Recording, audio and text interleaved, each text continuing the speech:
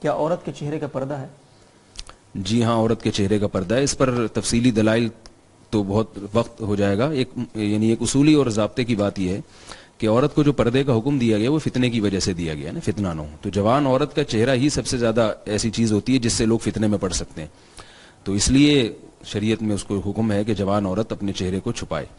البتہ جو عورتیں عمر میں زیادہ ہو جاتی ہیں، بوڑھی ہو جاتی ہیں، جن کے چہرے میں وہ اٹریکشن نہیں رہتی، تو ان کو کے لیے افضل ہے کہ وہ چہرہ کا پردہ کریں، ضروری نہیں ہے. یہ جو انہوں نے مسئلہ پوچھا ہے قرآن مجید کا کہ قرآن مجید میں چہرے کے پردے کا تذکرہ نہیں ہے. قرآن مجید کی جو تفسیر ہے نا، دو قسم کی آیات ہیں قرآن مجید میں. قل للمؤمنات یغضضن من ابصارهن، آگے ہے ولا یبدین زینتهن الا ما ظہر منها، کہ اپنی زینت کو ظاہر نہ کریں مگر وہ زینت جو عام طور پر ظاہر، یعنی وہ اعضاء جو کھلے ہی رہتے ہیں. تو اس کی ایک تفسیر عبداللہ ابن عباس رضی اللہ عنہ سے منقول ہے کہ اس میں چہرہ بھی داخل ہے، یعنی اس تفسیر کے مطابق چہرہ بھی عورت کھول سکتی ہے. دوسرے مقام پہ قرآن مجید میں ہے کہ قل للمؤمنات یا ایھا النبی قل لازواجک وبناتک ونساء المؤمنین یدنین علیہن من جلابیبہن ذلک ادنی ان یعرفن، کہ اے نبی اپنی بیویوں سے، اپنی بیٹیوں سے کہہ دیجئے کہ جب باہر نکلیں تو اپنی چادریں لٹکا لیا کریں تاکہ وہ پہچان لی جائیں اور لوگ ان کو پتہ چل جائے کہ یہ آزاد عورتیں ہیں. تو جب سے یہ آیت نازل ہوئی ہے تو امہات المومنین نے چہرے کا پردہ کرنا شروع کر دیا تھا.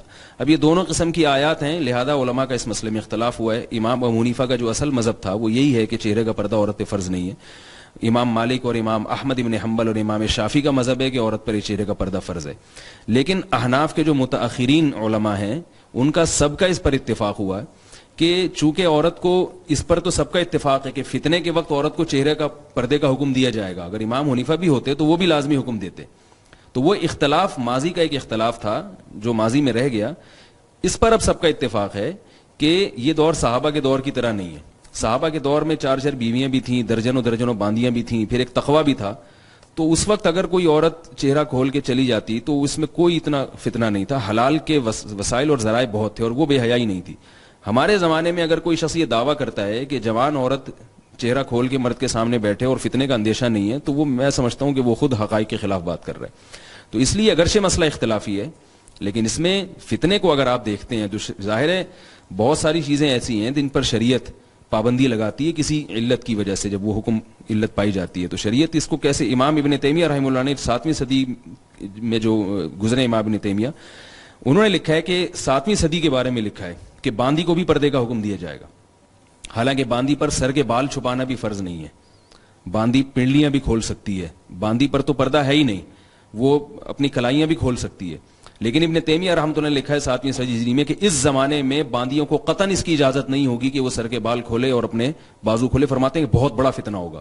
تو آپ 7ویں صدی ہجری میں دیکھ لیں کہ اس زمانے میں وہ کہہ رہے ہیں فتنہ ہوگا، تو ہمارا زمانہ کو اگر ابن تیمیہ دیکھ لیتے تو کیا. تو اس لیے حقائق کے، زمینی حقائق کو سامنے رکھ کر بات کرنی چاہیے. اور یہ جو تفسیر میں نے کی ہے الا ما ظہر منھا، کہ عبداللہ ابن عباس سے جو مروی ہے کہ چہرہ کھولنے کی گنجائش ہے، تو یہ بھی اتفاقی نہیں ہے. دوسرے مفسرین اس میں اختلاف کرتے ہیں.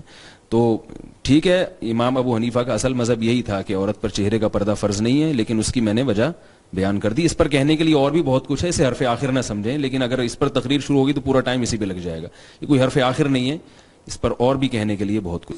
جی امہات المومنین میں کسی سے بھی ثابت نہیں ہے کہ انہوں نے پردے کی آیات نازل ہونے کے بعد کسی نے بھی اپنا چہرہ کسی کے سامنے کھولا ہو، کسی نامحرم مرد کے سامنے. یہ صحیح احادیث سے یہ بات ثابت ہے. تو اگر اتنا آسان مسئلہ ہوتا کہ بس قرآن میں نہیں ہے تو پردہ نہیں ہے تو امہات المومنین کے لیے اتنا سخت حکم کیوں ہوا پھر. اچھا، یہ چہرے کے پردے میں ایک اور چھوٹی سی بات میں سامنے رکھنا چاہتا ہوں. اگر کہیں فتنے کا اندیشہ نہیں ہے اور عورت کے لیے مجبوری ہے چہرہ کھولنا تو ایسی صورت میں پھر اس کی گنجائش ہوگی.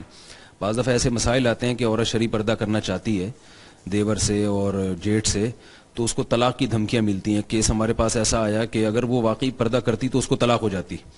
تو اب یہ طلاق ظاہر ہے ایک ایسی چیز ہے جس میں عورت کے لیے اور زیادہ فتنہ ہے. تو ایسی سخت مجبوری میں ایک شرعی گنجائش کا فائدہ اٹھایا جا سکتا ہے کہ چونکہ اس کا مدار فتنے پر ہے. اب طلاق میں فتنہ زیادہ ہے، عورت کی بھی عزت کا بھی فتنہ ہے اور بھی بہت سارے مسائل ہیں اس میں. تو ایسی شدید مجبوری ہو کہیں یا اس کے علاوہ کوئی ایسی بڑی مصلحت وابستہ ہو اس سے، پھر ایسی صورت میں گنجائش ہے.